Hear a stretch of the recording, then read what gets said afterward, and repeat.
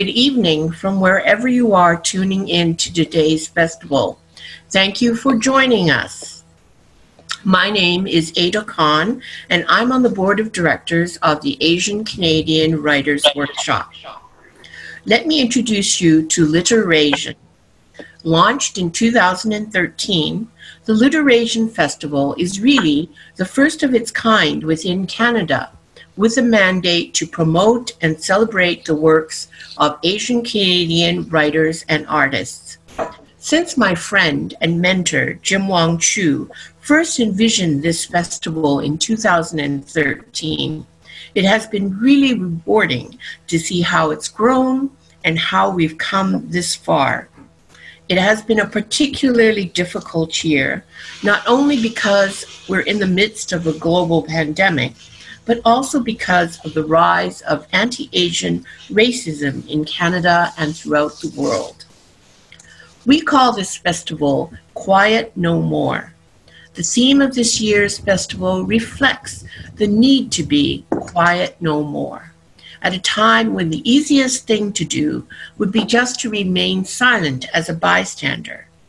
If quiet no more represents our resistance to silence on anti-Asian racism, we must also not be silent on anti-Black racism, homophobia, discrimination, and the many social injustices of this world. Being a bystander is no longer an option. And this is the central reason why we are holding this year's festival, when the easiest thing would be to cancel it and stay silent until things are back to normal. But we know we can't do that. So this is the first time that we are holding our festival virtually and to a worldwide audience. A big shout out to everyone from across the world, wherever you are watching us, from the comfort of your homes and offices. Thank you for sharing your time with us from whatever time zone you're in. I want to take a moment to thank our partners and sponsors: the Vancouver Manuscript Intensive, Canada Council for the Arts, BC Artscape, Pacific Canada Heritage Centre, Word Vancouver Festival, Canadian Authors Association, Toronto Chapter, Iron Dog Books, and Dark Helix Press. I want to thank our wonderful team of volunteers who take time out of their personal lives to make this festival possible. And to Sophie Monk, our festival coordinator, who is really doing all the heavy lifting of this festival's operations behind the scenes. And thank you to our bookseller this year, Iron Dog Books. If you're in Vancouver, please check out Iron Dog Books and take a look at the LiterASIAN book display exhibit. Also, for today, you can get a free copy, an e-copy, of the celebration Chinese Canadian Legacies in British Columbia by copy and pasting the link that is in the chat. But you cannot just click it. It doesn't allow you to get access to it. So you must copy and paste the entire link that's in the chat. And now I'd like to introduce our moderator today, Wendy Yip. Wendy has a special role as a university ambassador for UBC and volunteers her time to build community within UBC and beyond, to promote goodwill for the university and to encourage the efforts of faculty, staff, and students at UBC. In particular, she has engaged substantively with the Asian Canadian and Asian Museum Asian Migration Studies program and the Museum of Anthropology as an advisory board member since 2019. And Transcending Boundaries, an ad hoc working committee at UBC for promoting wellness and brain health through the use of music, arts, and exercise. Wendy serves as the honorary president of the UBC Faculty Women's Club, which supports women faculty, staff, and spouses, and raises funds for student scholarships. Additionally, she supports and promotes the activities of Green College, St. John's College, UBC's music, opera, and theater programs, and the Belkin Art Gallery and UBC Athletics. Beyond UBC, Wendy is currently the president of the Pacific Canada Heritage Centre Museum of Migration. She has also served on the advisory board of the Chinatown Storytelling Center since the autumn of 2018, a project of the Vancouver Chinatown Foundation. She also volunteers at her daughter's school as time permits. Wendy trained as an immunologist at McGill University and as a lawyer at Boston University. She practiced law for a decade in the United States, primarily in patent law, but with some experience in poverty and family law, health law, and criminal prosecution. She taught patent law as a visiting fellow at the London School of Economics in 2001 to 2002. She is married to Santa J. Ono, the 15th president of UBC, with whom she is raising two independent, resilient, and compassionate daughters. And so now we welcome Wendy. I'm a little bit embarrassed. That probably took up like half your webinar series. I'm sorry. But as you can see, I'm a cross-community pollinator. That's what I like to describe myself. I'm very excited. I actually have a hard copy of this book. So if you all get the PDF, it's exactly the same thing as here, but on your lawn. But if you have time, it's a beautiful coffee table book. I just thought you should see it. And I wanted to welcome you all on the, as we're hosting from the traditional lands, traditional and ancestral and unceded lands of the Salish, Tsleil-Waututh, and Musqueam peoples. And we appreciate this collaborative effort amongst all the communities to bring you just this little chapter about BC Canadian history. So thank you very much. Let me introduce, it's my job to introduce the panelists for the day, the main people who will be sharing their insights because they helped really to realize this beautiful book. We have David Wong. I'm just doing it, yes, I'm not doing it very alphabetically, but in any case. So David is a prolific writer and architect, and I had his bio here just a second. And he was born and raised here in Vancouver. He's an accomplished architect whose family migrated to North America from China 100 years ago. And he's an advocate of the arts and culture. He has helped to found a number of community organizations, including Rice Paper Magazine, Chief Dan George Center for Indigenous Studies, the Chinese Canadian Historical Society of BC, the Asian Canadian Writers Workshop, Explore Asian, Vancouver Asian Heritage Month Society, and of course the organization many of us are affiliated with, the Pacific Canada Heritage Center and Museum of Migration Society, all dedicated to preserving and sharing the histories, our stories of all the Canadians who've come to Western Canada. Then we also have Winnie Chung, and my personal role model. She's a community builder and writer, and she has worked here as an educator in the universities at UBC and in her hometown of Hong Kong. She's been here since 1986, but how much she knows and how many people she knows, she could have been a native-born Vancouverite. Because over the last 3 decades, Winnie has provided leadership to establish and sustain many projects that value diversity in conversations, so we can better understand each other and work together to solve our problems. She has worked with the Intercommunity Dialogues, Global Citizens Project, Global Student Speakers Bureau at UBC. She's worked with the Dialogues Project at the City of Vancouver and the Elder Circle of Reconciliation, Canada. She has published several books. She loves to share on many fronts. She is dynamic in preserving the love and interest in Cantonese opera here in Vancouver. And last but not least, we have Marlene Enns. I completely understand where she's coming from. She has been a major supporter and power behind Jim Wong Chu's throne, a former Asian Canadian Writers Workshop Board of Director. She's the widow of Jim Wong Chu. Marlene is serving on the chair of Jim's Emerging Writers Award Committee, and she was instrumental in launching this book project. She is a sought-after consultant of manuscripts from writers in our community.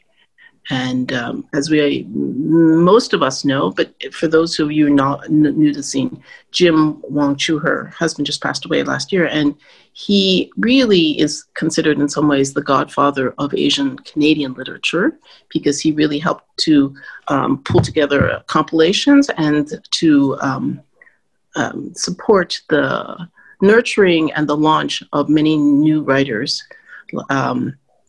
like Winston Choi and Madeline Chung. So welcome to our speakers. Thank you for sharing your time. Okay, thank you. And Sophie will be able to help me with the screen sharing. It is with gratitude that I started the project with Jim and David and two other team members. We have a core team from ACWW, and it was Jim who persuaded me to join him. This is before Christmas 2014, and basically we spent a whole month with David and Jim trying to come up with a bid.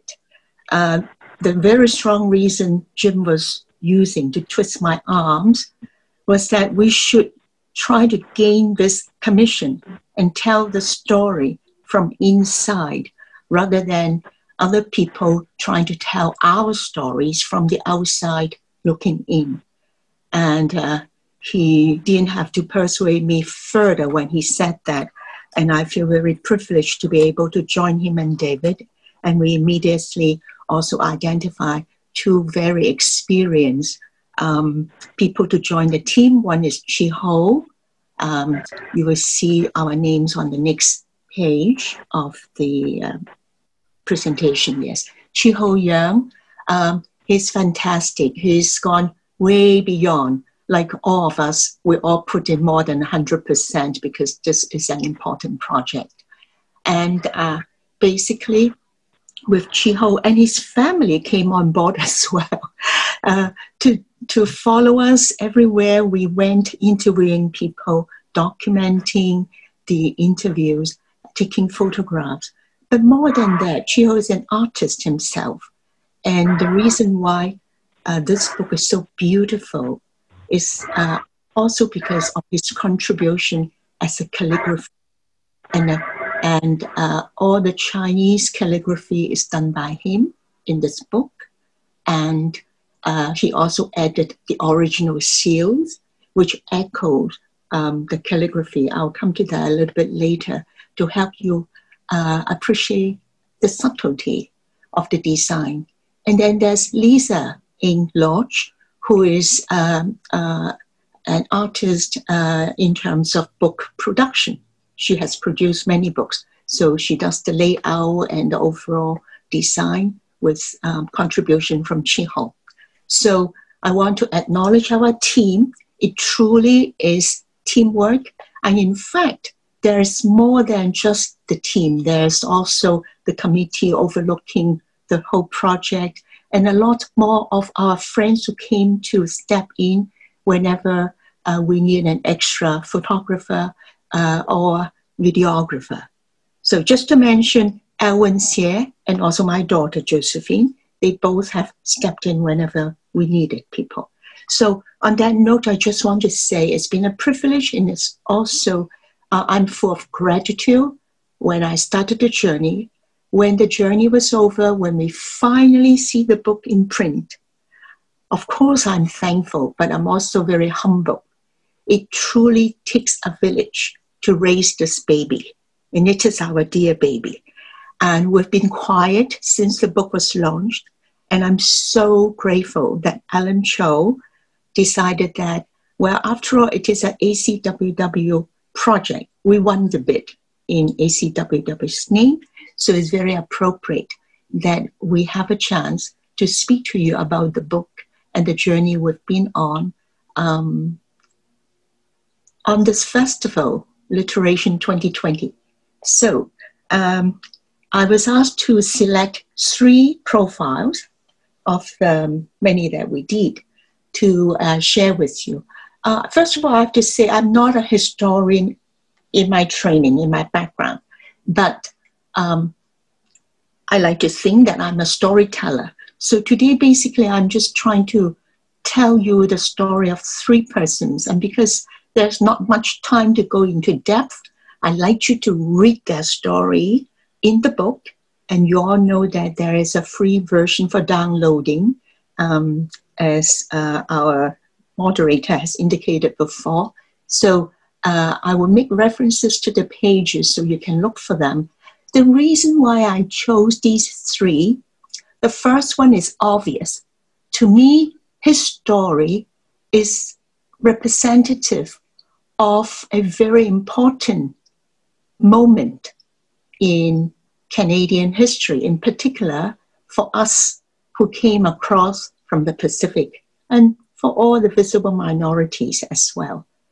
And for Canada, we started to become a better society with all the reforms that followed after Second World War.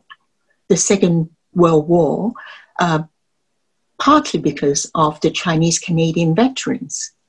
And they're not just putting their lives on the line for us, for a country that didn't really want them, that did not acknowledge that they were citizens, even though they were all born in Canada. And also because of their activism after the war, that a whole series of reforms were put in place, especially the regaining of the franchise for Chinese Canadians.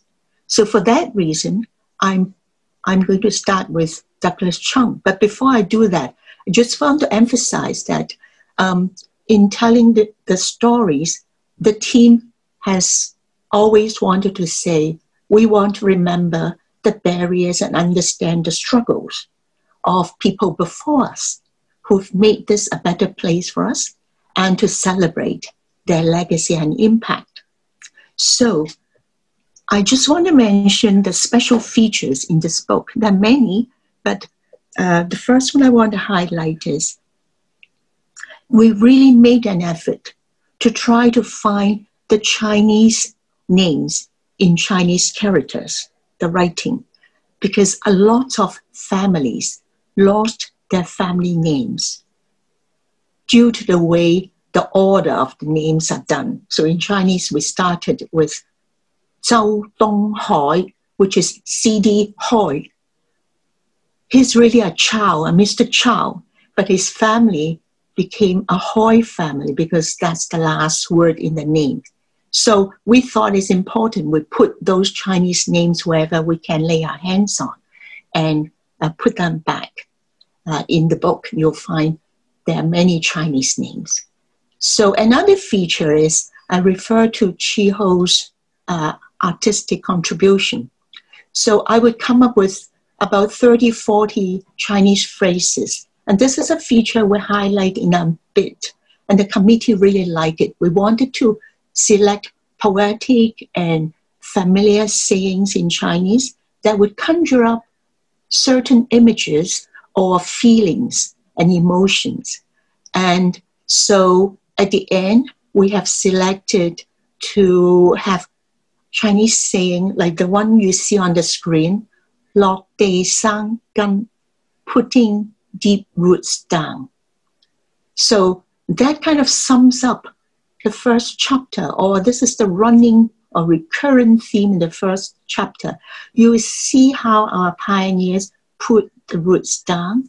And also this chapter talks about the impact, the legacy, the evidence you can see in the landscape in BC, throughout BC, you will find there are a lot of quiet evidence. Until we pay attention, nobody knows how these things are speaking to us, speaking as witnesses to the past hard work, sweats, and tears of the pioneers. And what you see here is a Chinese oven. You can read about it in the book. So I also want to point out that right next to these 4 characters that says putting deep roots down, there's a little seal, Chinese seal carving, that is original work by Jiho. And very, very subtly, he picked on the 4 words, which means that this root that you put down, now the tree has flourished and there are branches everywhere, branching out, beautiful green tree. So that kind of echoes each other. So this kind of thought's been put into the book throughout. And for those who would appreciate this kind of work, I just want to draw your attention to that. So now I'm going to start the first story. And instead of asking you to go to page 150 in the book, if you have a version of it, I'm trying to show you the original layout. So of all the almost 100 or over 100 profiles that we had written, this is the only one that has basically remained intact. And this was what my team asked me to do early in the process, to come up with a template to show the committee this is our approach when we tell the stories of these remarkable people. And the suggestion is that we would create a little vignette to kind of show the person in action. And this is the part where we can be creative. And that's what I really enjoy doing.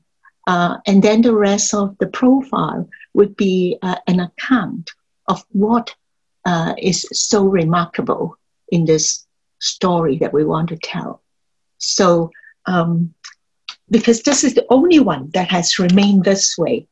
All the other ones, even though we've spent so much extra time preparing and building and painting those vignettes, due to the fact that it's already a very, very thick book, something has to give. Unfortunately, the vignettes were the ones that were cut out. So I'm very pleased that this one is here. And I basically constructed the scene using a photograph from the archives, which you see here. This is Douglas Jung at the UN Assembly. So I'm going to just read this vignette. The tall and handsome Douglas Chung walks with a spring in his steps towards the General Assembly Hall. Today is his first day at the United Nations General Assembly. The hall is barely full, as it is still early. His eyes catch sight of a row of country names: Libya, Liberia, Lebanon, and then Laos and Jordan. And there, right in the row in front of Laos, is Canada. His heart leaps. Pride and a mix of feelings surge through him as he takes his seat behind the sign Canada. Only 9 years have passed since the Chinese were given full rights as Canadian citizens. Within that short time, Jung has gone from being a non-person in the eyes of the government to representing Canada at the United Nations. He is so overcome that for a moment he is afraid he would cry. As he opens his briefcase, an usher speaks softly to him. "I'm sorry, sir. I think you are in the wrong seat. This is for the Canadian delegate." Douglas smiles and responds politely, "I am the Canadian delegate." So I think even though I cannot see the audience today, I think with the LiterASIAN crowd, Douglas Jung doesn't really need introduction, that you would all be familiar with his stories. But I realized that every time when I try to share his stories, his many stories, with new immigrants, typically many of them had never heard of him, which is a shame.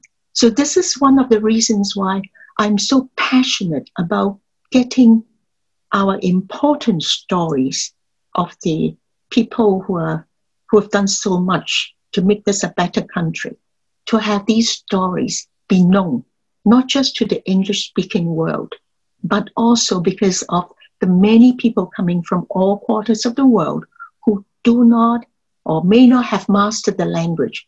We need to tell these stories to people who may not feel comfortable learning the stories in English. So without failing, every time I tell his story, people, oh, wish I had known. Their appreciation of their voting, the right to vote, has become even more when you realize it's not just a given. It's something that many people have worked hard to get it back for us. And not just for the Chinese, but now for many others. So I'm going to move on to my second profile. The other two that I've chosen are both women. And after I've chosen them, I realized it's amazing. They all happen to be born around the same time. In fact, both Douglas Chung and Dr. Madeline Chung were born around the same time in 1924 or 25. I'm not quite sure about Dr. Madeline Chung, because when we interviewed her, she was still in very good health, and she's always smiling very kindly. But most of the time it's Dr. Wally Chung who will be answering the question. And so I wanted to show you, this is the original spread that we submitted that was laid out. But because it was the vignette was gone from the book, I'm going to read from my original manuscript. So again, I try to get under the skins of people I interview to get a sense of what it was like for them and try to imagine the kind of challenges they might have. So as a woman in those days, and can you imagine back in the 20s when she was born, she grew up in Shanghai, and even though the Sino-Japanese War was officially started in 1937, it was Japanese aggression started in much earlier.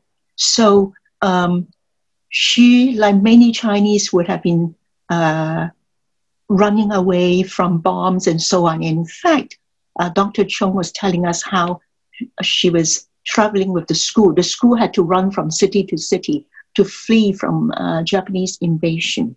And under such circumstances, she was able not just to complete her high school education, but her medical school training in the southwest of China.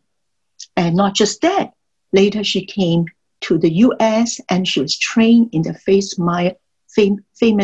Mayo Clinic. And then she got an internship in Canada, and she met Dr. Wally Chung in Montreal. And then the rest of the story, many of you are very familiar with. But I was trying to imagine the challenges she had as a woman. How did she manage to do all that? And then later, when she became the first registered gynecologist, female gynecologist, and obstetrician in BC, she was also bringing up a family. So how did she do that? So here is my imagination but based on facts that I know. And then afterwards, I check with Dr. Chung, Dr. Wally Chung, whether she actually drives, because here I'm describing her trying to drive herself to answer calls at night. And he chuckled and said, yes, sometimes she was so tired. One time she actually drove into a lamppost. Luckily, she wasn't hurt. So here it goes. Her pager beeps. Madeline looks at the clock. It says 3:26 a.m. She rolls over to silence her pager on the night table and gets out of bed quietly. Wallace, her husband, has had a long day performing surgeries at Vancouver General Hospital and is now sound asleep. She doesn't want to wake him or anyone else up, least of all her children, even though they are used to their doctor parents' comings and goings at all hours of the night. Madeline gets up quickly to deal with this emergency call. She has just delivered 3 healthy babies within the last 24 hours. How come so many of them like to pick the wee hours to announce their arrival? She mumbles to herself.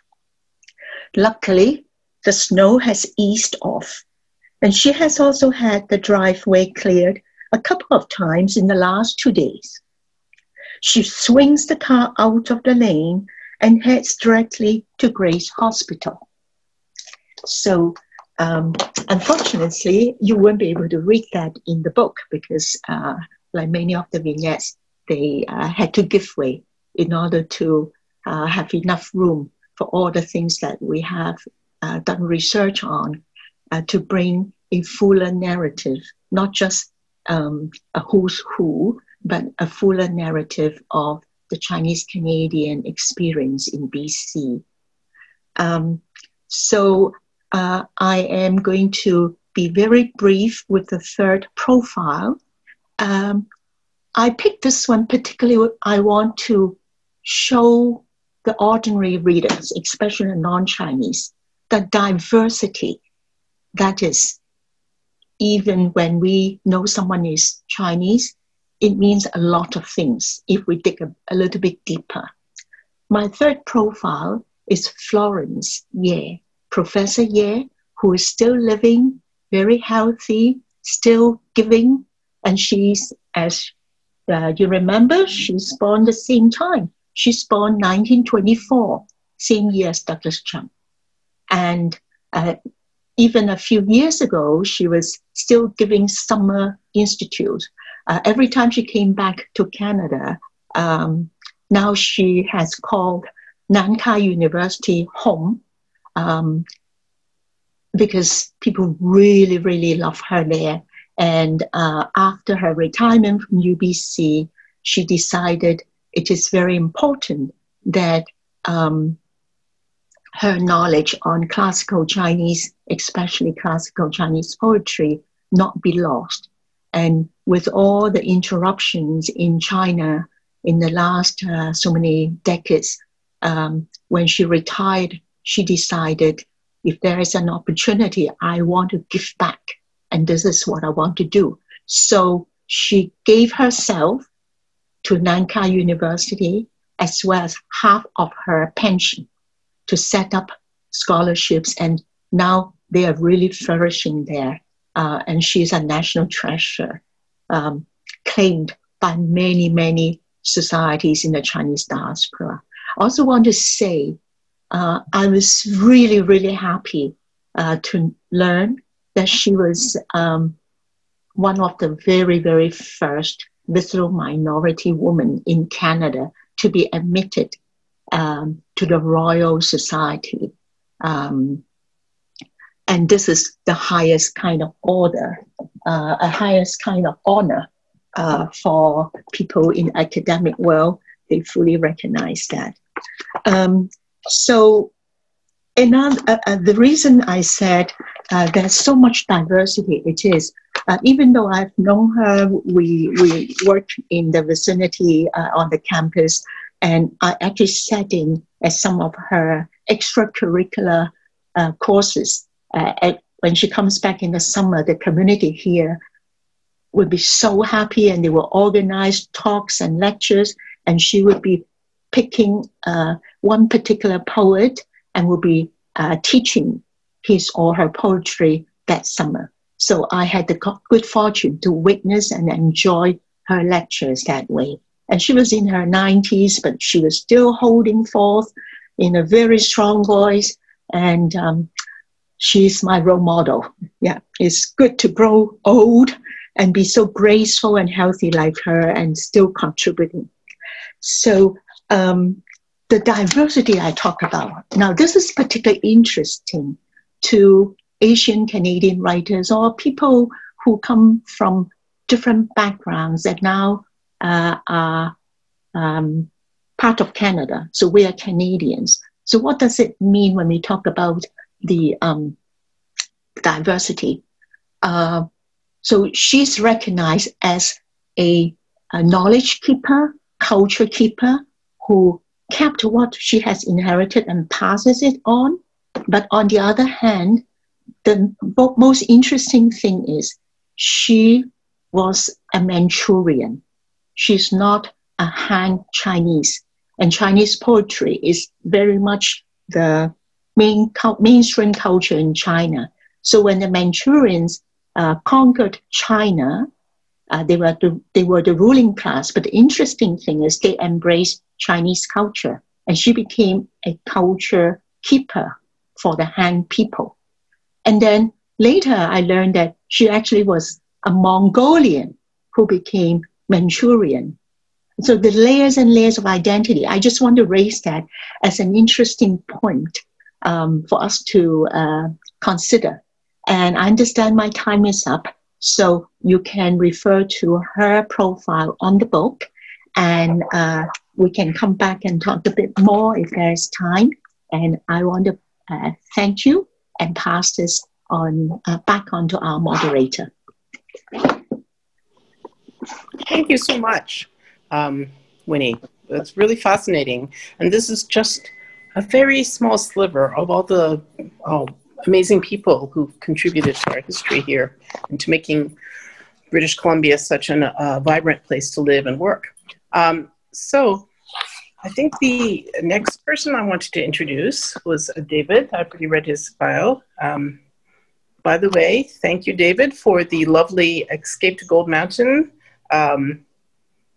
graphic novel or graphic documentary, because my kids and my nieces and nephews have seen this, and it's a wonderful way to share history to a different audience. Anyway, I cede the table over to David, who will talk a little bit about, his perspective on preparing this Celebrating Chinese Canadian Legacies book. Thank you. Thank you, Wendy, and thank you to ACWW. First, I'd like to acknowledge we're on the unceded traditional territories of the Coast Salish people, the Squamish, Musqueam, and the Tsleil-Waututh. OCM. I say that because I've been adopted by several of these nations, and I'm proud to be part of the diversity that they call it a mosaic, but I used to call it, this is what Canada is. I'm just gonna break a little bit from the format. I hope you don't mind, because I think a number of people watching this are interested in the effort, the behind the scene, the background story of how this book came about. And my background really is an architect, and I'm not a writer. Didn't ever decide to become a writer. I just became a writer by accident, if you want to say that, because my dear friend Jim, we became friends a long time ago, and I supported what he was doing. And through that whole osmosis of meeting people, I became a writer. And I often get asked, how do you become a writer and things like that? Well, I'm going to tell you, I'm going to wish to share that this effort really reflects the frustration and the challenges of putting an effort together with creative people. And if any of you know, working with artists is one of the most difficult things to do, because they all got such big egos. You want to do things their way. So there I am. As an architect, I want to look at professionals. I want to look at architects and engineers and people who built Canada from a perspective of let's just call it a more physical way of these people who are the role models and mentors. Jim looked at arts and culture, writers, poets, musicians, fashion designers, and then our friend Winnie Chung, accomplished writer again, looking at literature and history and a connection to people's diversity of the Chinese diaspora, whatever. So anyways, so here was the three of us, and the most amazing thing after this effort was that we still became friends after the whole over a year, like a year and a half effort. And yeah, there were almost fist punches. Like Jim and we got into a period where we didn't talk to each other because it was so frustrating because we want to do things. I want to do things a certain way. Winnie was a great moderator, and Jim he's a very strong-minded individual, and that's why he's such a great leader, because he really has the patience to describe to you why things are done a certain way. And of course, layer on top of all this, we had to deal with the bureaucrats and the politicians in the background. And if I may use some choice language here, there's a lot of bullshit that went on. And I got to tell you, Moderator Wendy, am I allowed to use this language? But I just want to say this because it's never easy to put a work together. And Winnie came up with this great idea of preparing this dissertation through a narrative form. So one of the difficulties I've always experienced as a young person growing up is I found history boring, and learning about biographies and profiles, very boring topics. I say, like, who really cares unless it's a hockey hero or something like that. So how do you make it interesting? So Winnie came up with this idea of creating a story, essentially a fictional story about the individual that drew the reader into the profile, into the life of this individual. And that was how this book was originally prepared. And I would have loved to have seen this thing finished the way we originally envisioned it, as a storytelling medium. Unfortunately, the bureaucrats got into it and they changed everything. And Jim and I were so frustrated, we were actually going to take our names off this effort. And we were really frustrated because now it's just another pretty coffee table book, has some nice images and things, but it could have been that much more better. I'm saying this because if you all want to become writers, you're going to have to deal with the editorial control and about the political correctness and all these things that layered into these sorts of efforts. And then the greatest challenge, of course, was at the very beginning, was who do you place as notables into this book? You know, we had to have some sort of mechanism to be fair. And we had to include individuals from across the province, because not everyone is from Metro Vancouver. So we had to find some from the north, from the interior, from the island, and people from overseas, from China, from Taiwan, Hong Kong, Southeast Asia, and North American born individuals. And it was really, really hard to keep track of all these people. And what we had to do was create a spreadsheet at a start of about 200 individuals.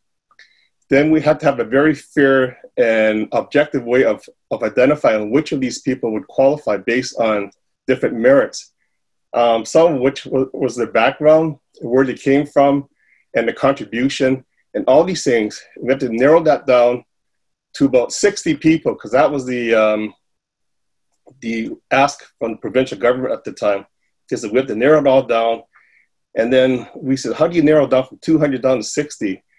So then they said, okay, what we're going to do is we're going to have to give you 8 categories of 8 people, because you Chinese love 8, right? That's just, again, you know, that was what I call racism without actually saying it. So it's really interesting just seeing how your masters would come back and look at this and start controlling your content. So this was really interesting because they were there to sign their checks and you have to do the dance. So I'm saying this because, again, I'm saying over and over again, but it was really interesting because everyone's asking, how did you select these individuals? And I'm going to be upfront and says there were individuals who tried to bribe us or bribe me. And I was really quite unhappy of that because this is supposed to be a quiet, secret project. But of course, the word got out and some of these people started writing to me and calling me up and says, David, you know, If you help me get my name in, we can help you along your career. So stuff like that, terrible, terrible ask. And Jim and I said, we should just call these people out, and because, we're not going to, anyways, those people struck off the list right off the top. So it helped, there's, a few of these, thank goodness. So am I allowed to talk about this, Wendy? So I think if you name no names, Okay. then just tread delicately, because yes, this is a reality of some of the politics you sort of have to work around, but it's human nature. So let's just keep it. Thanks. I want to be a very positive effort. It was a really, really big eye opener because I'm a banana. I've been born here. We've been here for a few generations, and just when you think you know everything, you hear these stories from people who were born here from overseas, and you get a complete different perspective. And one of the most amazing things that I heard was the reverse racism from the new immigrants to Canada and how they experience it from the local Canadian Chinese community. And Dr. David Lai, the late Dr. David Lai from the University of Victoria, was one of the first individuals I had interviewed. And he was sort of the godfather of Chinatowns, and he wrote a nice dissertation on Chinatowns of North America. And his heart was in Victoria. And he shared this really wonderful story. When he came over after he was married, came to Canada, and another story in itself why he came over, but he had wanted to have a nice meal in a Chinese restaurant.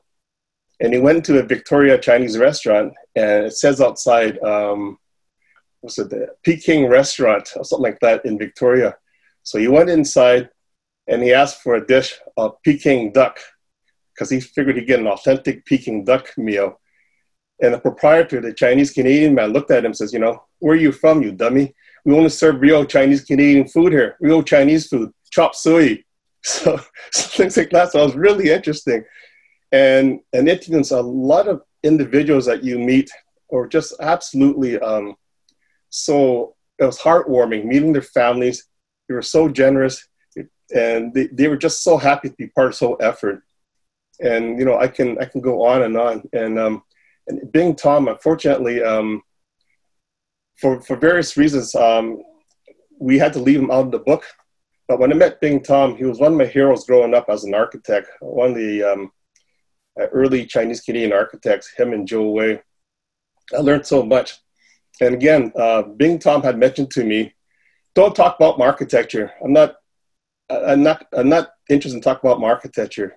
And he's one of these Governor General Award winners, and he's just a world-renowned architect. Yet he wanted to talk about his contribution to the Chinese North American experience and how he was involved during the early 60s, how he was a student activist with the Chinese American group and the Black activists at the time in Berkeley University, California. So he told me all about this sort of stuff.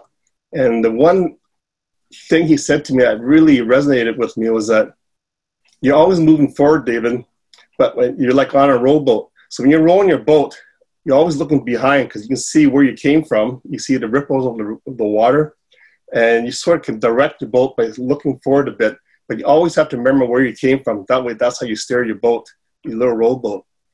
And these are some of the select little ideas and shared morsels of knowledge that was shared by the people I met. So many of them.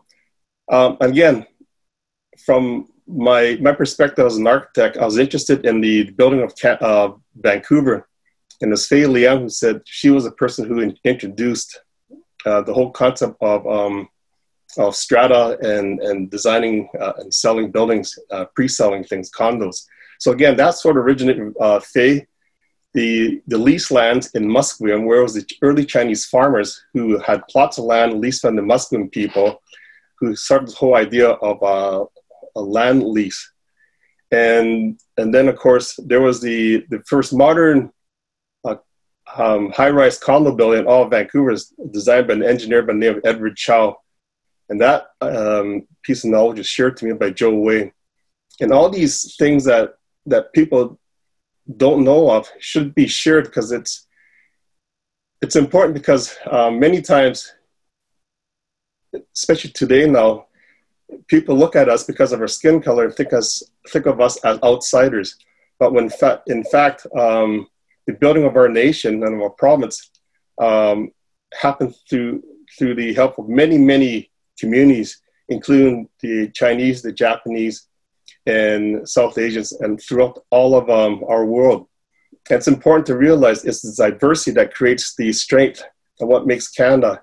And it's the ideas, the synergy, and exchange and cross-pollination of ideas that really builds that creative energy that leads to innovation. So that's the strength of diversity, and the contribution of Chinese Canadians in BC really lent itself to build a very strong province and what we have here today. And some of the stories that unfortunately missed the cut of getting into the book because we're so limited in what we can and cannot write. There was this gentleman by the name of Peter Wing, whose family name was actually Ng, but because when his father came to Canada in the early 1900s, or maybe late 1800s, he took his because the Asians have the family name first and then the given name second. So they interposed, reversed it, and they just took his last name, Wing, as being his family name. Anyways, I'm getting all confused there. And Peter Wing was originally an alderman, one of the first aldermen elected in North America. And this gentleman came on to become the first mayor of Chinese ancestry in all of North America. So he's the first in Kamloops. And that's notable in itself. But even more notable was because he lived in Kamloops during that time, during the Second World War, his family realized a lot of their neighbors and friends who have Japanese ancestry were being rounded up and put into internment camps because of the war. During the Second World War, they were forced off their ownership of land and put into internment camps. So what the Wing family did was that they purchased all this farmland and held on to it. And after the war, and the Japanese families were finally released from these internment camps, the Wing family gave it back to the Japanese families because they were going to auction it all off. The government was going to auction it off and sell it and give it away or whatever they were going to do. And these Japanese families would have lost their livelihood. So these are the stories, these hidden stories that talk about the peoples and their compassion for their neighbor and for their fellow human beings. So I really want to share these stories because these are very meaningful, because at that time it was a very difficult relation between the Japanese community and the Chinese communities because of the war. And here's a gentleman right now, Peter Wing, whose story, which I really hope will be shared. And I had the opportunity to speak to his nephew or grandnephew now, and he sent me a whole whack of photographs and stories and even documents. So I hope one day that someone out there will write a story about Mr. Wing. And he's just one of many stories that I came across by learning about him. And of course, it's Ben Lee. Ben Lee was the mayor of a smaller, I can't remember, Rudgeland or something like that. Anyways, again, I'm getting old, so I can't remember. Anyway, it became absorbed into the city of Kelowna. And he too was very generous, and they again contributed a lot into the community. And now they finally named a park after Mr. Ben Lee. And I don't want to keep on rambling here because I sort of ramble a lot. But what I was really blessed, I think Winnie, myself, and Jim were really blessed to have spoken to a number of these people. And since that time, maybe about a dozen or so of them have passed away, including our dear friend Jim Wong Chu, who was part of this writing on this book. And I'm so happy to have seen that the powers that be actually dedicated a page to Jim and talk about his contribution to the arts and cultural community here in Vancouver and Canada. So I think I'll stop right here. Is there anything? Oh, Oh, sorry. Let me just add one more thing. My heart's with the Chinese war veterans. I'm part of the Pacific Unit 280, and there's some tremendous stories about how the Chinese were excluded from serving Canada because of their ethnicity, and a lot of the success of what we have today is because of these brave men and women who served for Canada.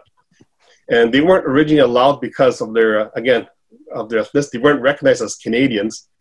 It was the British. It was the British, the UK, I guess the British, who actually gave the opportunity to many of these young men and women to serve because they were low on manpower, and they finally had these people from Canada of Chinese ancestry who want to serve.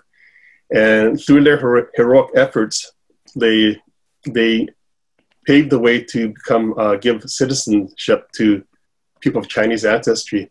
And that set the precedent for other communities, including First Nations, who didn't get theirs at least 20 years after the Chinese, and South Asian people. And again, these are stories that are important because each group, what they do helps the betterment of everyone. And I had the pleasure of speaking to one of the descendants, Mr. Steve Cole, who's I think the nephew and the son of 4 veterans who served during the war, 4 siblings. John Kobong, Mary Kobong, I think Andrew Kobong, and Peter Kobong. 4 out of 10 children, I believe, who served for Canada, and amazing individuals. And again, I was also a bit fortunate because when I prepared my own book, the graphic novel, I also interviewed a number of these veterans. And when this book came about, celebration book came, a number of these individuals, the veterans, had passed on, and I still had my own recordings. So we went back and retrieved some information from these recordings. So here's my thought out there before I sign off. I would like to encourage all of you out there to speak to your elders, your parents, your grandparents, and capture their stories, because you never know, when you want to read it or give it to your children, because one day they may come back and find it valuable. Because that's what happened to me. My father had wanted me to capture family stories, and I ignored them until he passed away. And then it was my bad luck to try to figure out what a family story was. So please respect your elders and go out there and do what you love. Thank you. Stay safe. Thank you so much, David, for sharing some more stories and just a little bit of the process of bringing the book to fruition and the difficulty of making choices. So those are very good tips to share. Now, last but certainly not least, I was going to introduce you again to Marlene, who I mentioned before. And Marlene is a life partner and partner in the work of Jim Wong Chu, and also had a great voice to bringing the celebration of Chinese Canadian legacies to life. So without further ado, I yield the floor to Marlene. Thanks for joining us. Okay. So I really wondered, since I didn't work on the book, what I would talk about. So I literally went through and read the whole book. But I also found the proposal for the book.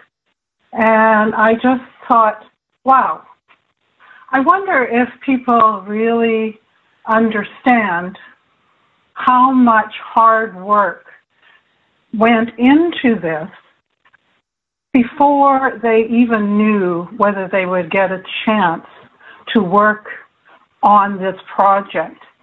This proposal is so long, and as I was looking at it and reading it, the ministry requested these proposals in November 26, 2014.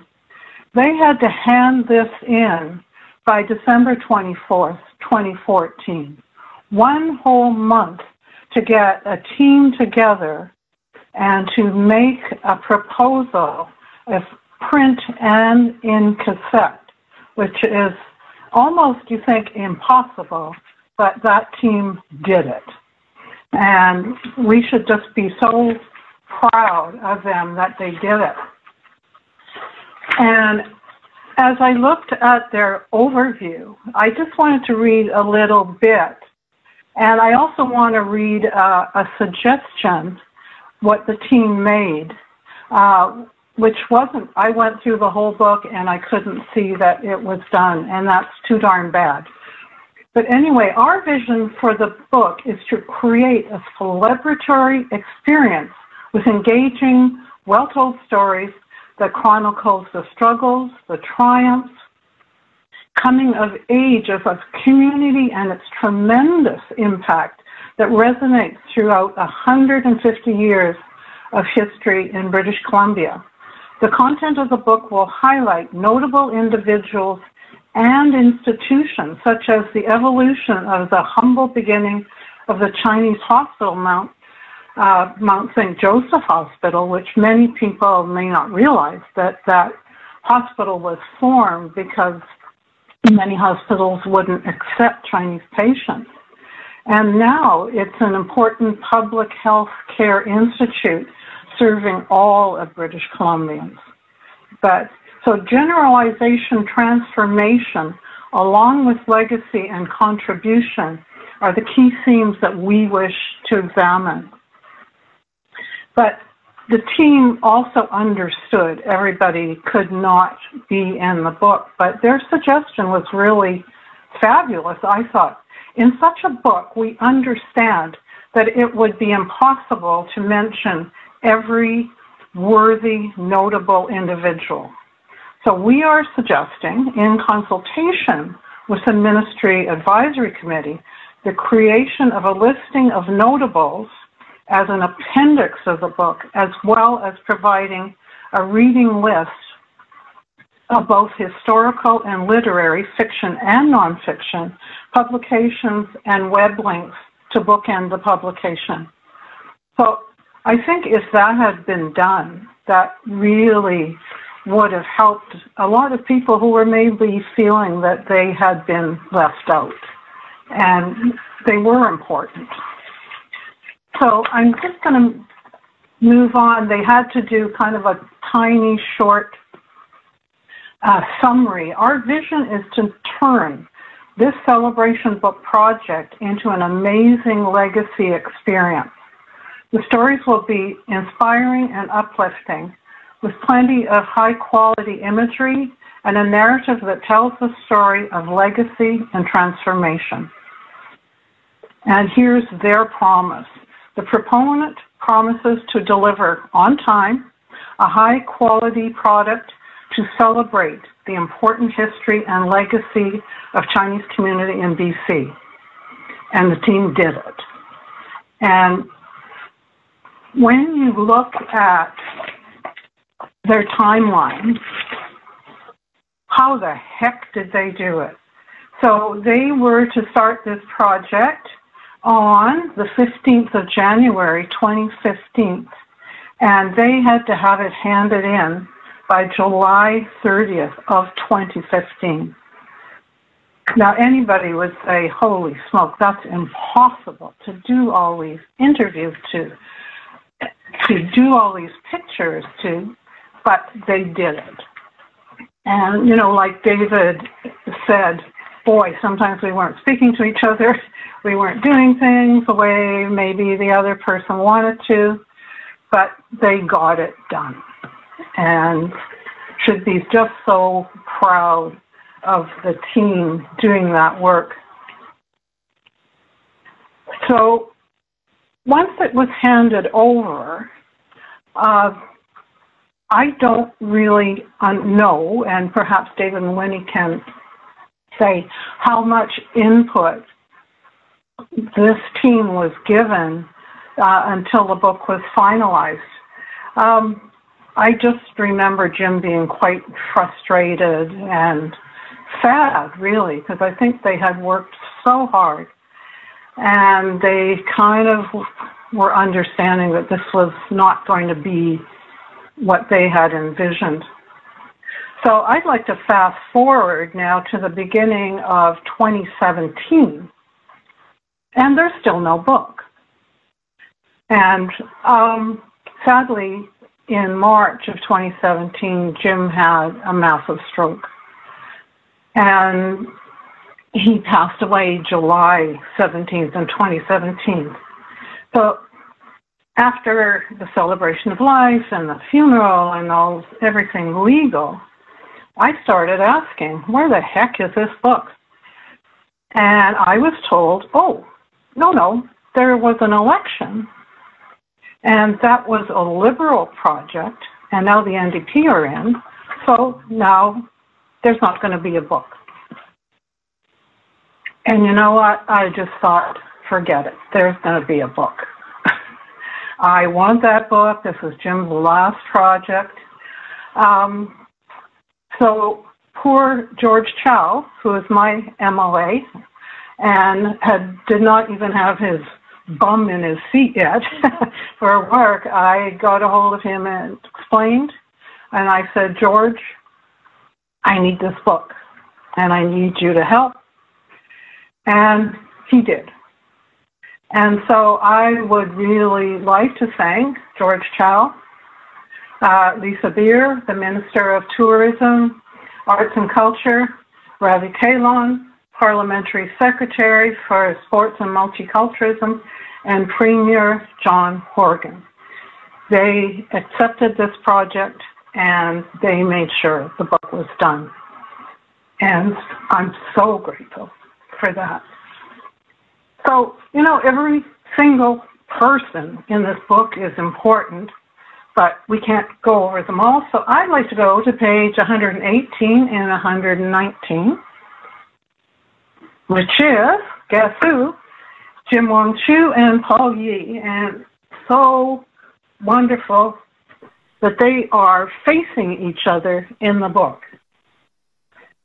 So these two men, wonderful men, did not have good upbringings.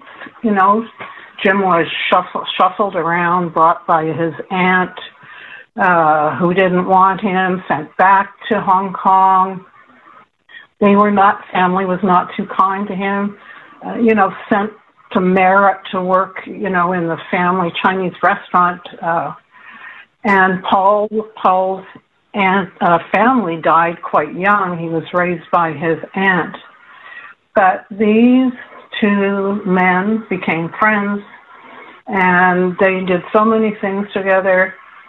Paul kind of looked up to Jim. Jim was a bit older, but I spent many meals and, I'd be eating my eggs Benny, and these two guys would be brainstorming their next project and arguing away like brothers, which was absolutely fine. And they got things done. But what I'd also really like to mention is Paul's book, Saltwater City, which, of course, came before this celebration book. But rereading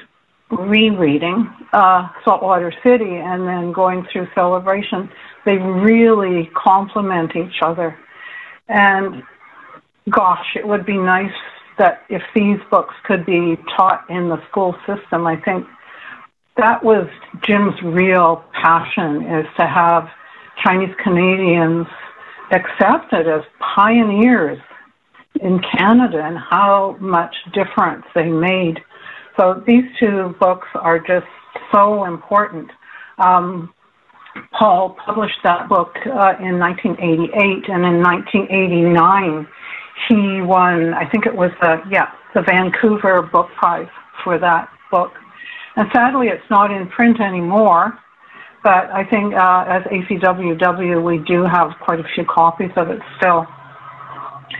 And then my next person, I'm kind of just going through the people who Jim, yes, Harvey Lowe, please, page 96. Harvey Lowe, the showman.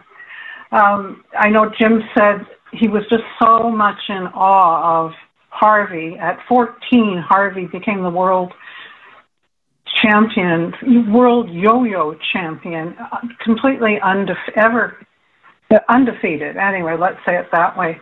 But Jim said the first time he met Harvey, he was like tongue-tied and dumbfounded and totally in awe, because Harvey was so handsome and well-dressed and suave. And Harvey was part owner of the Marco Polo Soccer Club, and Jim said he watched him in awe as he, Harvey schmoozed and just led everything.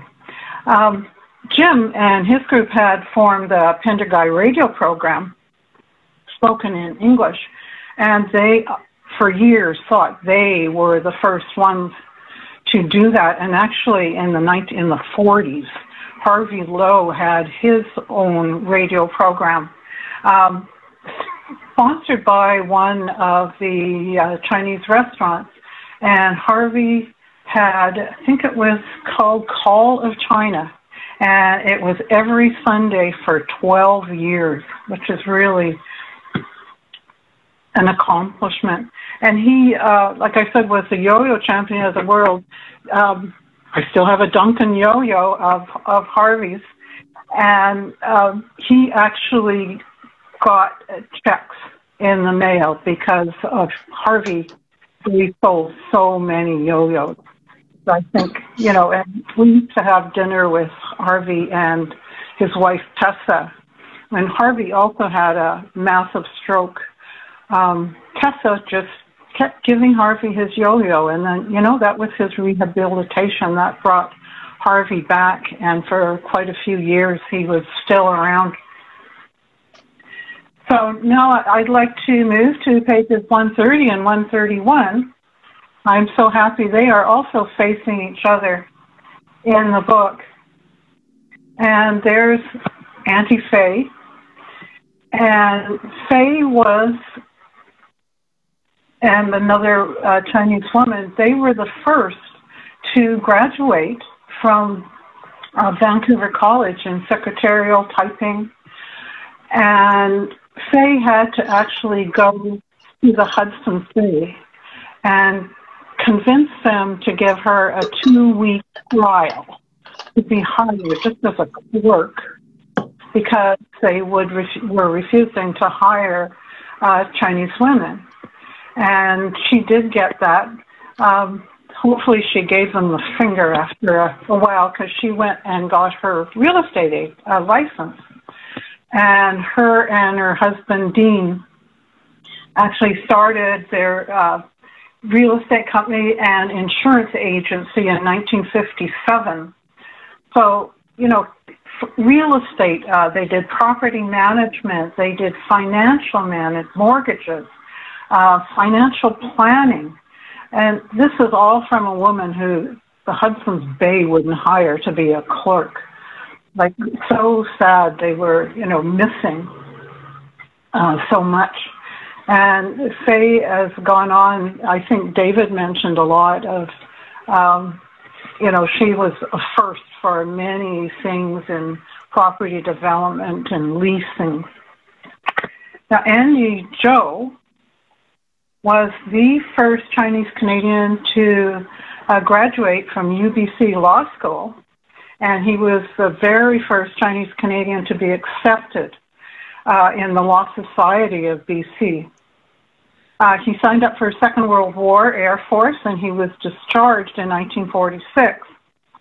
But nobody would hire him. Wherever he went for a job, they would always say, "Oh, sorry, we don't hire Chinese." So luckily, they were offering free schooling for veterans. So he just thought, okay, I'm going to go to law school. And he did.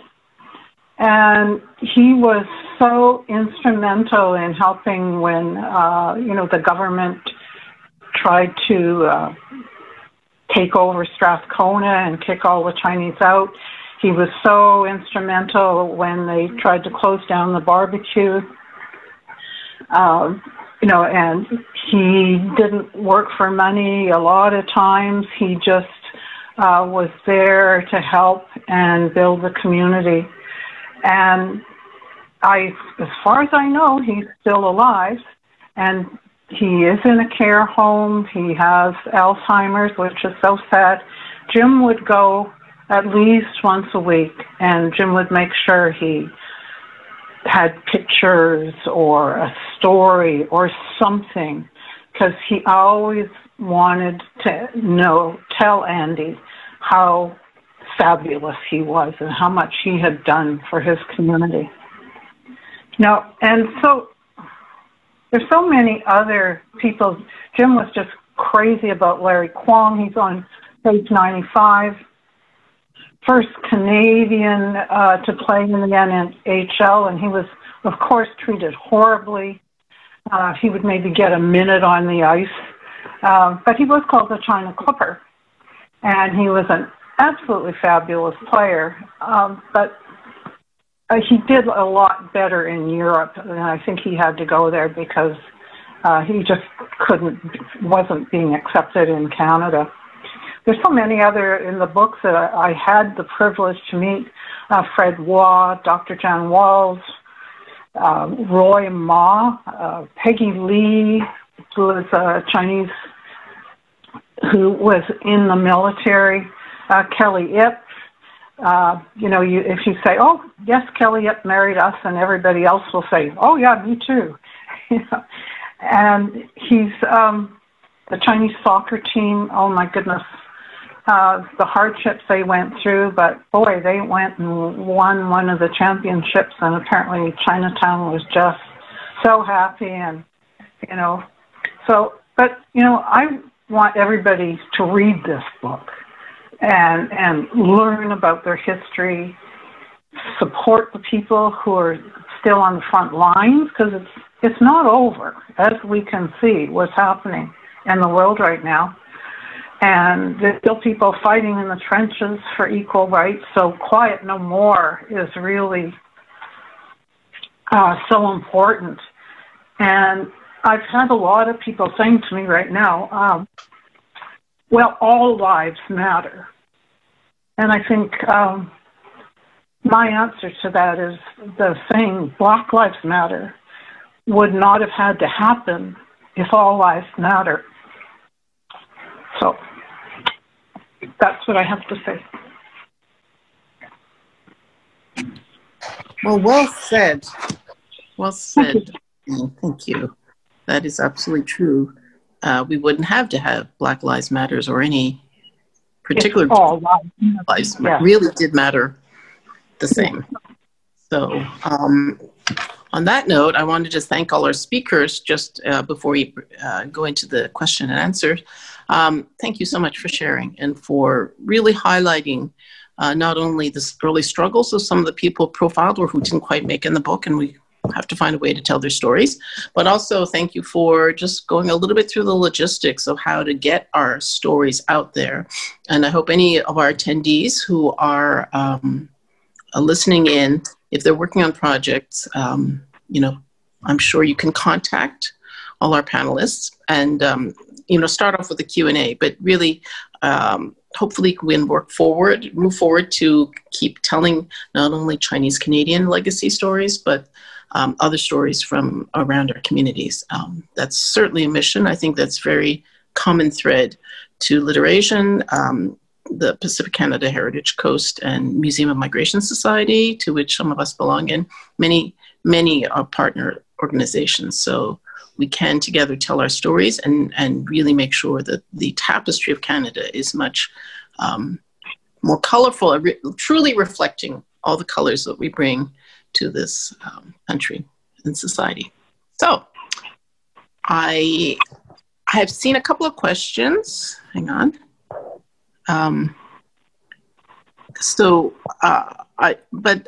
They seem to, I think one was for the website link, and I think Sophie's put it on. Sophie, do you see any of the other questions? Are there questions that whoever's doing the Zoom interface, like that we're missing as the past? Do we want to open the chat? We have one comment. Yeah. You guys hear me? Yeah. Yes. So we have one comment from Sid, and I'd like everyone to tell me what they think of this. Marlene Enns deserves a great deal of credit for the book seeing the light of day. Also, Jim Wong Chu's vision, the Lowa Q community, BC Liberal pandering for ethnic vote scandal, and the Chinese head tax and exclusion movement had much to do with the book being published. Absolutely. Thank you for the shout out. I think a lot of these things are in the acknowledgement pages, and it's just hard because we don't have the time to read through everything. But yes, this is, I think, the biggest plus of this effort, I think, is how it builds bridges and pulls people together for this common purpose of sharing our story. And I think it's very important when we do these things to celebrate each other. And it's not all about ego. I mean, of course, there's a lot of stuff that people should be proud of, but more importantly, it's showing that the things that have been done by other people have made it possible for us then to thrive. And that, you know, if there's difficulty now still, and there still is, of course, we know with COVID, there's a lot of anti-Asian hate and discrimination and the Black Lives Matter, but we know that it's nothing new. And I think these stories serve to remind us that we can get through this too. And the most beneficial way of doing so is this allyship. That was a very great takeaway. So I don't know what the other people are thinking in terms of that comment. Winnie, do you want to have a stab? Well, it's true. There are many, many people standing behind all of us before a project like this, such a big undertaking, can even start, let alone accomplish. I'm just very grateful that irrespective of some of the difficulties and disappointments each of us might have, at least the book has seen light. It's been really frustrating during the waiting period. We don't know whether this even would be coming out as a book. And of course, there's a lot of editing going on. But at the end, as it is now, at least it is not just a direction. That was, I mean, it was very low requirement. We got the commission, we're told, here's a template, and we were given a book that was commissioned by the government earlier on the diversity of Canada. So it's straightforward, you just go interview these people and that's done. We really want to take this opportunity to bring better understanding of the Chinese-Canadian history. So we don't attempt to write a history, but we don't want to just write about some individuals, especially when it is so limiting. We were only given the chance to give the 8 times 6 or later 8 times 8. 8 categories, 8 in each of the categories. We just find that, yes, it's expediency in getting something done, but we were not doing it as a job. They didn't actually pay us enough to do something like that. We all put our lives on hold for a whole year to accomplish it on time. So, as I said, I'm just very grateful of a lot of people behind the scenes supporting the project. And it's really for the community. And it is for a better Canada when stories like these got out and more people know about them. So I want all our friends, please spend some time, read one profile at a time, and imperfect as they are, please do read the book. Just for the sake of the generosity of people, the families who share the stories, and for the people who have contributed in so many ways. The 5 names in the core team that I shared early on, we are just the front, the faces, right? There are lots of people who don't even got mentioned who are supporting us, our families and people, and even strangers when they know what we are doing. they're so supportive. So I just want to take this chance to say thank you and read the book. Yeah. We have a couple of more questions, if I've got time to share that.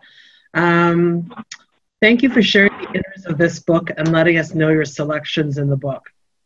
It brought out the profiles even more, hearing your testaments of them. Will the hardcover have a second printing? Marlene?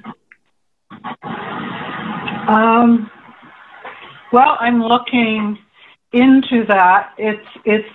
Sadly, the book belongs to the government. It has a copyright of 60 years. It would be nice. I think the book needs to be expanded. Perhaps that'll be my next project or somebody else's next project. Can we fight for this book and have it, expanded? Because Sid's right. It didn't cover the head tax and how much that hurt the community. How the head tax created the bachelor society. Mm-hmm. Families didn't see each other for years and years and years. So definitely there needs to be more work. Will it be with this book? I don't know. I think a second book called Quiet No More. Yeah, I like that. Something to that would be wonderful. Yeah. If I can add to the thoughts here is that, I find a lot of irony in what we did, because it's a book about inclusion. But when the darn politicians got involved, it was so frustrating, because I'm going to just be upfront, because it was under a BC Liberal Party effort. And we had some persons of NDP persuasion, and I won't name the name, but you can figure it out. I had to fight like hell. Both Jim, I have to fight to have her included, right? And, being the first city councillor, Asian woman, first, I guess then also one of the first being elected into provincial government, and then later in the federal, she was excluded. So we were really upset. I mean, I didn't have a relationship or friendship with this individual, but it was taken out because of political interference. These are things that I want to really get out there and mention to these politicians. Keep your bloody hands off the creative effort, because that's a great way to ruin a good project, because they don't understand that we're talking about diversity. When you get voices from across the political spectrum, that's what makes it rich. You look at where we are today. It's the synergies of people from different lands coming together, especially on the West Coast. Like I mentioned, get all this innovation, creative energy, and that leads to economic opportunities. If you look at it, the whole West Coast of North America has been the creative hub of the entire planet. Where all the high tech, graphics and Silicon Valley, all these cool stuff that's happened because of people from different areas coming back together, not knowing better, and exchanging ideas and the fusion of knowledge and backgrounds. So you get these really cool dishes like Todd's Gong Haggis wonton, right? Like things like that. That's just an example. And if we can just figure out a way how not to sugarcoat politicians and just allow people to be authentic what they want to do, we'll have a much better world instead of having these political correct bullshit fences set up, and just let the cross-pollination of ideas of people come together. And we've got to make a real effort to stop these people out there who are, the racists. I'm just going to call for these people who think they're better than others, because none of us are better than others. I just want to say that it was frustrating, and we need to really figure a way how to, be the people to set examples to encourage a new generation of people to actually work together. Thanks. Well, David. I think keeping it going is the first step. There's two other questions, if I could just quickly read those. Would the speaker's contact information be available? I need more conversation. Is there a way that David, Marlene, and Winnie could be contacted? Mm-hmm. So, I mean, I think maybe the easiest way is LiterASIAN has our emails. I'm perfectly happy if you want to share my email address with the registered participants. I imagine I like the speakers speak for themselves. So my email is wendy.yip@ubc.ca, by the way. Yeah, I'm fine having mine out there. Yeah, everybody knows I'm a good troublemaker anyways. You got to speak your mind, folks. Get involved. No, I agree. I'm fine to be contacted. Yeah, well, I don't mind. My personal email at Gmail is so public already. So, yeah, sure. Okay, do you want to quickly give me your emails and I can type them in the chat, or if you could put it in the chat? I'll put it in the chat. Okay, that'd be great. Yeah. Someone else is asking a very important question, and we know it's an uphill battle. Why is this book not easily available? Because I can answer that, because it's a government project.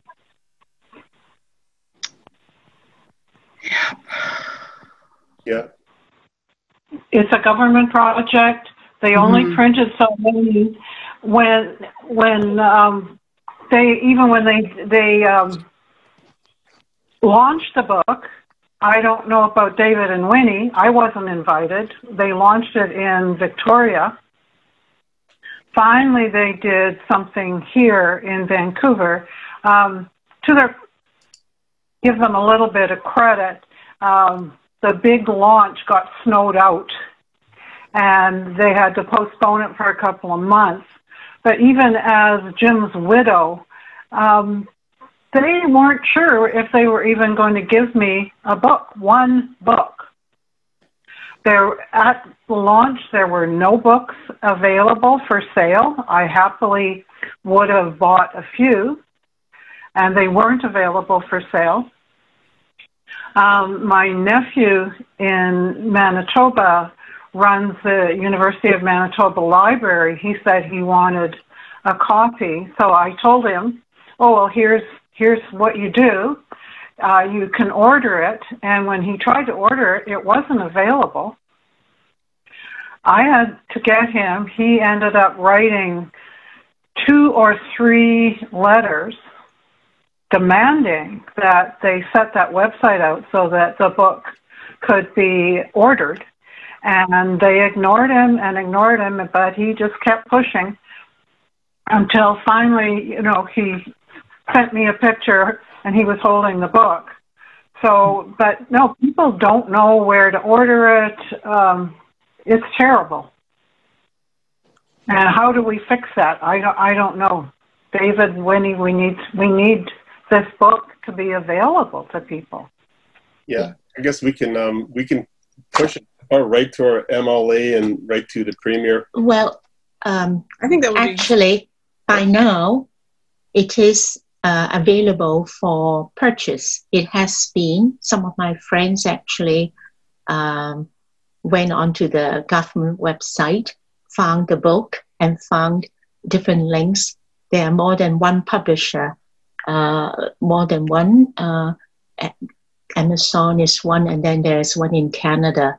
And slightly different prices, very, very affordable. It's like $30-some for a copy. But George Ng, who was the very first one to purchase as soon as the link was working, he purchased quite a few copies as gifts to his friends. And then when he got the copies, he called me right away. And he said, Winnie, don't give your own copy away because your copy is the full-size one. What is available, because it's cheaper, is a smaller version. Friends who have never seen the real copies, they are delighted at what they get. They look very good. But I want to go back to the very beginning. When we were hired, we also suggested to the committee in charge of the Legacy project that, in fact, the community itself wants to be able to buy the book. So why don't you print more? And if you worry about not having the budget to print the extra copies, the community will raise funds to cover that. But whoever was in power at that point said, well, it was their decision. They didn't want to have it available. And then at the end, we said, what about having it as an e-version? Make it available online. We put in so much work. We want more people to read it. And the Legacy project, the purpose is to get the stories out to a lot of people. So you're defeating yourself by limiting the circulation. Oh, it is all in every single public library. But one copy in a library, you know, it's not going to make it. Yeah, yeah. So I understand in some of the more popular libraries, they now have more than one copy. But the total number of books printed, I was told, or we were told at that time, would be 1,000, no more. And so we said, make it available on online for people to download or to read, which they listened, to their credit, they did, right? So you can now download a copy to read at your leisure, or if you still like to have a book in hand, you can purchase online. So it is working. Yeah. And don't forget the photographs in it. Jim and I contributed probably about up to over a third, maybe half the photographs are from our private collections. And and we had to give the copyrights up to the government, and that's something that really it was difficult, but we figured it was for better good. So there's some really fabulous photographs from Jim and myself, some collections over 50 years. So I'm curious on that point. Did you have to give up an exclusive copyright to the government, or is it like a limited, you know, that you and they could share? Well, what was they gave us a thing to sign and release, and the release said that we give them exclusive use to it, and there's no limitation. So that was sort of things that Jim and I we sort of quibbled over with the government. But again, that's a standard form. They couldn't do a brand new one for us. So we figured out what the heck, you know. At that time we thought that this would go out to the greater population, and you know we'll have more eyeballs looking at it. But quite disappointed at the end there. They only had a limited run, and we gave up our copyright, and they understand that it was going to go out to a lot more people. So I wonder. I mean, there may be a way. You know, two things about it. Figure out how long that copyright is that you've given to them. But I wonder if we could then also lobby the government to give back part of it, to share it with, at least with you who own it, you know, and just renegotiate, you know, maybe if it's not for a book, but maybe it's for other issues, you know, then I can't see why we can't get back some type of license to use them for educational purpose. A lot of these, the other good thing that the government got out of this, and it's not shown in the book here, like, for example, if we were to show these images here, it's only a portion of the photographs we had, because we did a draft, and we also gave all the photographs within our folder, had all these images, and at the end there, when they selectively chose some of the images and some not, so they also have a collection of ours too. And you know, Wendy, I think that if say, for example, say UBC, the ACAM study group students, if they're interested, you know, we can give permission for them to use it, because, for example, Peter Wing's family, they sent me a whole bunch of photographs dating back to the, I guess, the 40s and 50s, and I got permission from them to use it. So now the government has this whole whack of photographs that they have and no one else sees. And I think the family had thought that maybe, you know, other people can see the, you know, the contribution to the building of Kamloops by the Wing family.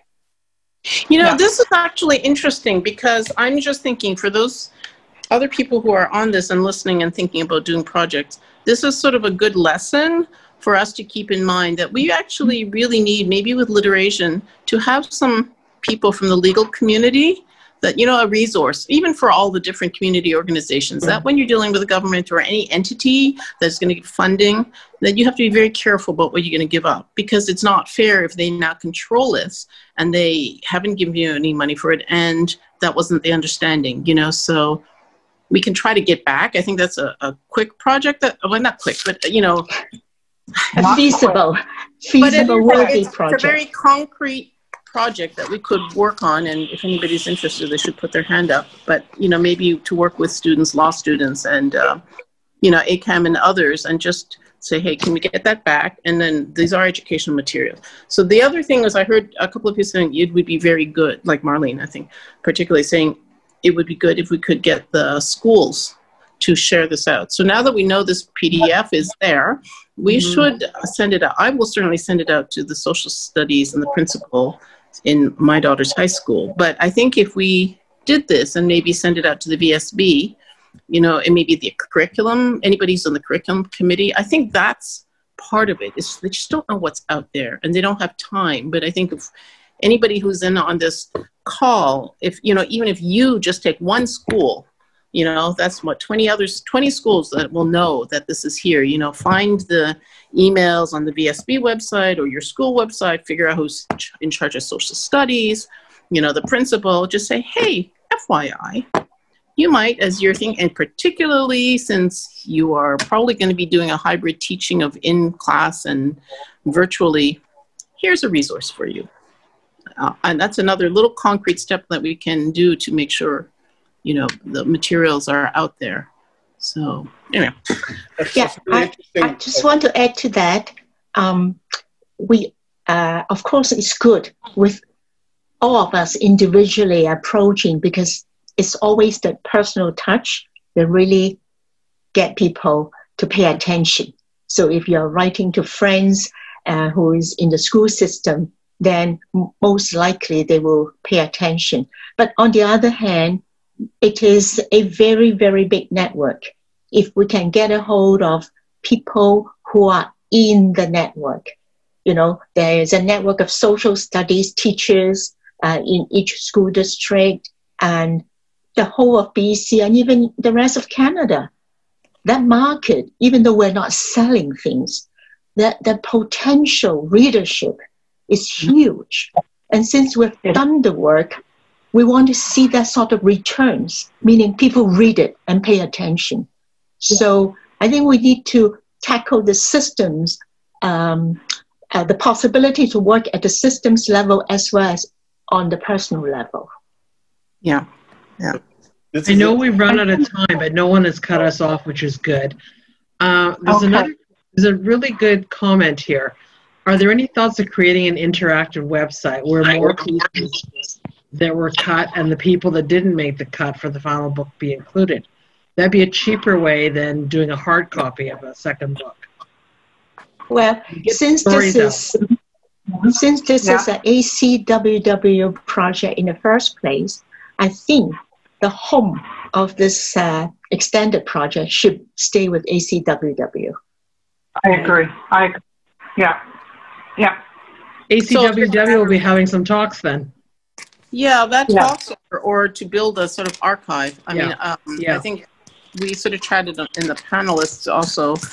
We were thinking along the same lines. Is there a way to put all the extra material available on some websites? But even if you do that, then certainly PCHC could partner also to, you know, put the link. But, you know, we can figure out amongst several of the players, you know, because I just don't know how much web space and what's the, you know, the cost of maintaining this sort of stuff. Maybe that's something that's even with a grant that we might go for as a joint thing, because, or you can get the universities involved to do these things, you know, and they may have the resources. I mean, certainly we could talk to the UBC library and archives, but somebody else has an in with SFU, you know. It's just the logistics part of it. Whatever is easiest, simplest, it should be something definitely through ARW, but, you know, again, it's the question of how much resources you have. Mm-hmm. And I have a suggestion. In September, there's going to be the second National Asian Heritage Month symposium. And so this is our second attempt to bring people across the country together to rebuild that network. And so that is a good platform for us to share this resource and get others across the country to be excited and help get the word out. and use this resource. Yeah, and we can capture some of the stories that were cut out. There was one individual, a lawyer, and I don't know, I can't mention names there, but he was the leader of the Liberal Party at one time, Chinese Canadian fellow, very well respected, and we really wanted a story in there. But unfortunately, because when he had to sign the waiver for the government, he looked at it, being a lawyer that he is, I'm not going to sign this piece of shit, or something like that, all those words. So he didn't sign it. And I really, he just shared his background of how he got into politics and all this other good stuff. And this would be amazing, because I'm sure that the ACWW, we don't have these crazy legal covenants all over the place. And we can actually share these really amazing stories, like from the heart, really great stories. And I think that's what people love to hear is it's storytelling. And we got to have maybe capture as video clips. People don't read. Maybe we just have video clips. Let them just speak their hearts out. Well, thank you so much.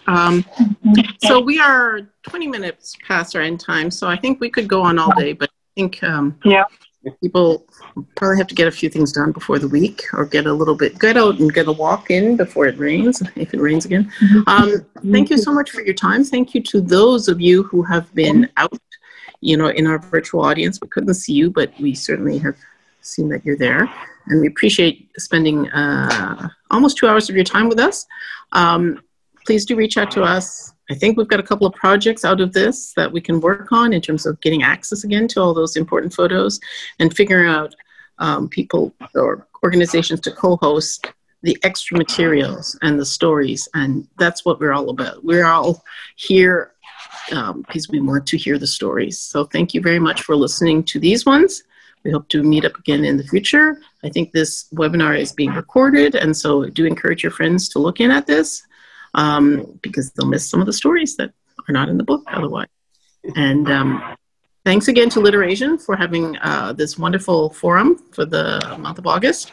And we hope to see you all live sooner rather than later. But in the meantime, have a very happy Monday. And thanks so much to all the organized, Alan Cho, Cinda, Arlene, and Winnie, and David, and everybody else, and Sophie in the background. So take care. Thank you. Thank you.